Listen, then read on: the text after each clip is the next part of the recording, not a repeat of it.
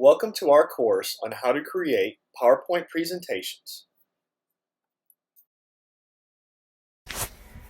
The PowerPoint course is broken into two main blocks of instruction. Each block is approximately 7 hours in length. Block 1 is the basics, that is navigating the menus. The next is create and edit the master slides. And Smart Art is how to create and edit through the Smart Art graphics. We are learning the methods to move around in the program, mastering the icons, insert properties in an animation, creating and editing Smart Art graphic charting within the slide. Block 2, Professional Designs and ADDIE method, is analysis, design, development, implementation, and evaluation.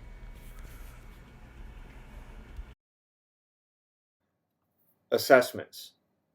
An entry assessment will be given before the course starts. A student will not be able to access the account or access the course until they have completed the entry assessment and have shown the basic capabilities to actually access the course material.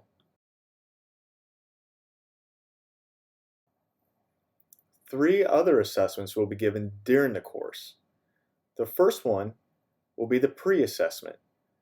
The pre-assessment will be given to students after this introduction. This assessment will help determine the student's current capabilities and understandings of the materials. Utilizing this assessment, the instructor will be able to identify any areas that may need to be covered more or less to ensure all students are successful. For the pre-assessment, a student will have to create a basic PowerPoint slide. The slide will be set up as a title page. The student will need to be able to upload his or her work through Google Classroom into the course folder. The next assessment will be a practice assessment. The practice assessment will be given halfway through the course, in between Block 1 and Block 2. Students will be asked to develop a 3-slide presentation. They will need to utilize all of the lessons from Instructional Block 1 to create a professional-looking presentation that can be presented to the class and evaluated. Evaluations will be based on the correct usage of the 3 lessons presented in Block 1. The final version of the presentation will need to be loaded onto the class Google Drive folder. Finally, the post-assessment. This assessment will be given as an exit assessment. To be able to complete the course, the student should show that they have a full grasp and have retained all information that has been instructed to them during this course. This assessment is actually in 2 parts. The first part will be a multiple choice test consisting of 10 questions. The second portion of this assessment is for the student to create a 5-slide PowerPoint presentation encompassing all of the previous blocks of instruction. The student will show their ability to produce a professional-looking PowerPoint presentation on their subject that they have chosen. The PowerPoint must include at least one example from each of the lessons they have learned in this course. Again, this final presentation will be loaded into the course Google Drive folder.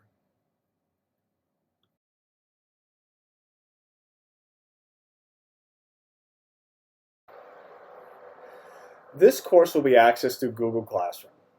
Google Classroom is a free tool for collaboration and communication between instructors and students.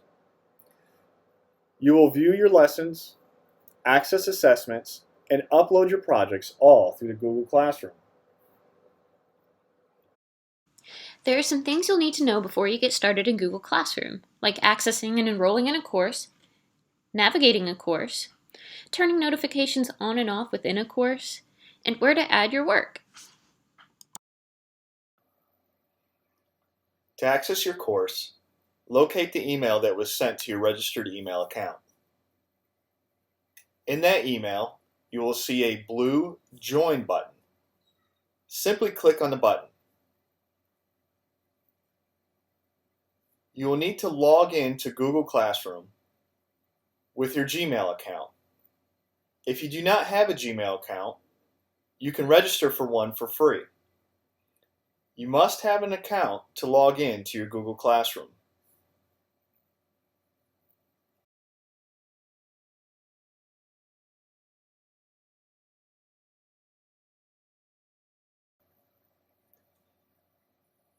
Once you log in, you will be met with a Join Class dialog.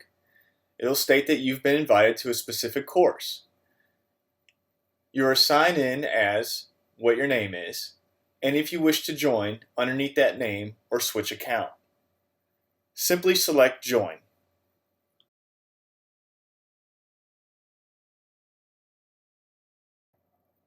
Once you are logged into Google Classroom, you can verify you are in the correct class by looking at the upper left-hand corner of the page and also at the top center.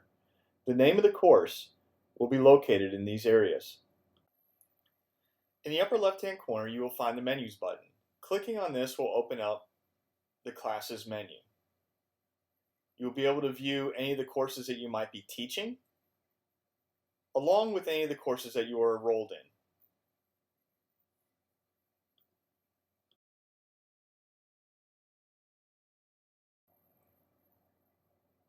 First, we will cover the items that are located underneath the Stream tab. The very first option you have is to send a message to your course. Here you can send a message to any of the students that are active in the class. Simply type your message and hit Post. Any other students that are in the course will be able to view this message. Below this area would be any assignments or tests or lessons that you need to complete. The next tab area we'll look at is the Classwork tab. Underneath this area is where we'll be able to view our work, and also click on the Class Drive folder to upload any of our assignments. Clicking on the folder will open up the specific folder that was assigned to us as a class. You will simply be able to drag and drop any assignments here for your instructor to view and grade.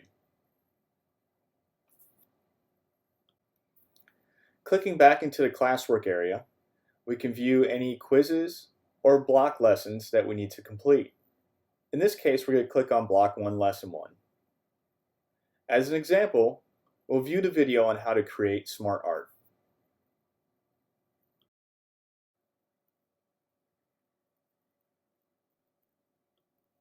Okay, when you're in PowerPoint, make sure you're on the slide that you want to insert your smart art. Go up to the Insert tab, go over to Smart Art, and there's a list of different things you can do. In the list, you can create non-sequential information. The process shows steps in a process or a timeline. The cycle shows a continual process. Hierarchy shows a decision tree, or you can create an organization chart. Relationship illustrates connections. The matrix will allow you to show how parts relate to a whole. The pyramid shows proportional relationships.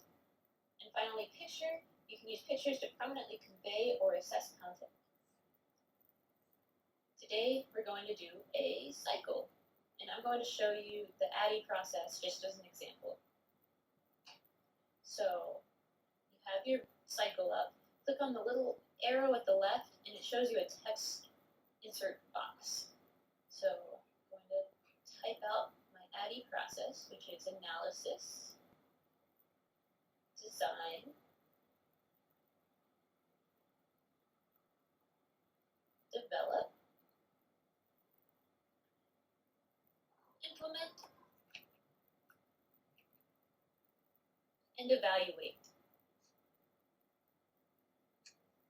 Okay, so now I want to put some details about analysis in the same circle. Take analysis in your smart art text box, hit enter, and then hit tab. You can create bullet points under analysis. So typically in analysis, you identify the need, and maybe take a look at learner characteristics, as well as a handful of other things, but this is just an example for now. I'm going to take these bullet points out because I think it would be better to have an explanation of each phase individually on separate slides.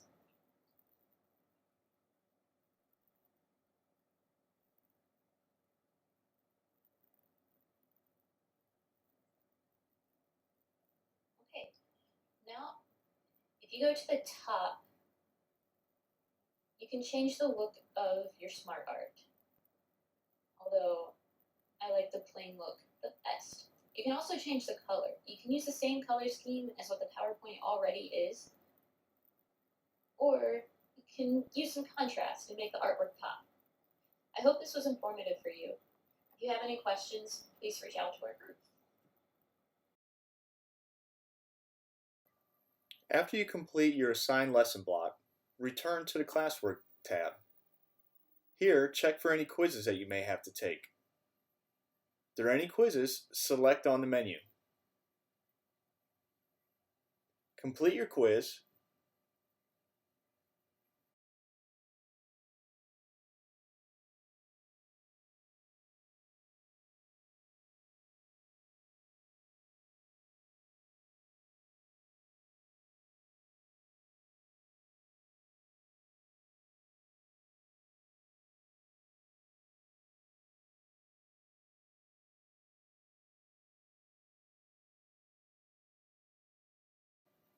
And submit.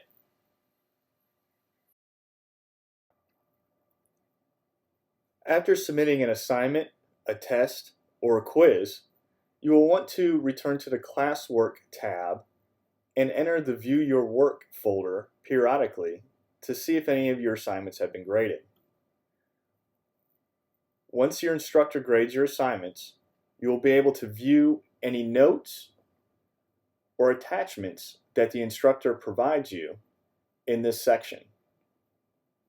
Simply click under the title and you'll be able to view the grade and any attached files. You will also be able to filter any of the assignments that are located here by the assigned, return with grade, or missing filters.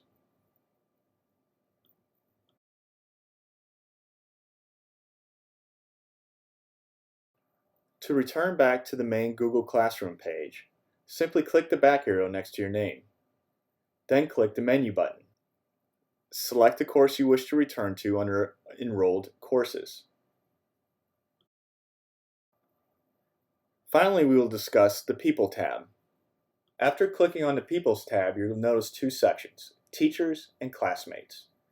In this case, there are no specifically assigned teachers, so you cannot communicate with anybody. But there is another student registered for this class. To communicate with the students, simply click on the envelope. This will open up an email. Here, just like any other email, type your message and hit send. The student will receive the email and be able to respond to you in the same manner.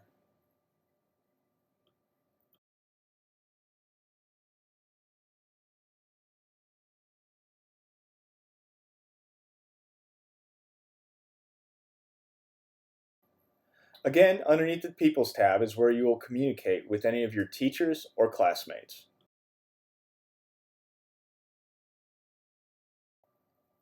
Click on the Classwork tab to view any of your work, any of the assigned quizzes and tests, or any blocks of instruction that have been assigned to you. Here you will also be able to access the Class Drive folder to upload any of the assignments. And finally, under Stream is where you can share something with your class and also access any of your assignments or tests or quizzes or anything that your instructor has posted for you. In conclusion, some pros and cons we have discovered with Google Classroom are: the pros for using Google Classroom as a student is through the navigation, communication with the teacher, taking quizzes, turning in assignments. Grades are not several clicks away like they are in Blackboard. An online class can be fairly social. Organization of content, engagement of student through features, easy to start, the ability to use content in multiple projects, proper tracking of student completion and status. The Google Classroom is easily put on your phone for mobility. The cons, however, perhaps to provide robust training modules or units on the use and the application of Google Classroom. It is a little unprofessional for the classroom setting. The school must sign up as an institution in order for a teacher or student to benefit from the application.